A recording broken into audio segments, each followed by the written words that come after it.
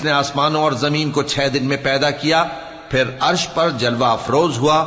جو چیز زمین میں داخل ہوتی اور جو اس سے نکلتی ہے، اور جو آسمان سے اترتی اور جو اس میں چڑھتی ہے، سب اس کو معلوم ہے۔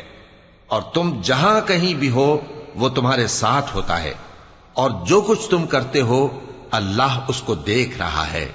آسمانوں اور زمین کی بادشاہی اسی کی ہے، اور سب معاملات اسی کی طرف رجوع ہوتے ہیں۔ وہی رات کو دن میں داخل کرتا اور دن کو رات میں داخل کرتا ہے، اور وہ دلوں کے بھیدوں تک سے واقف ہے۔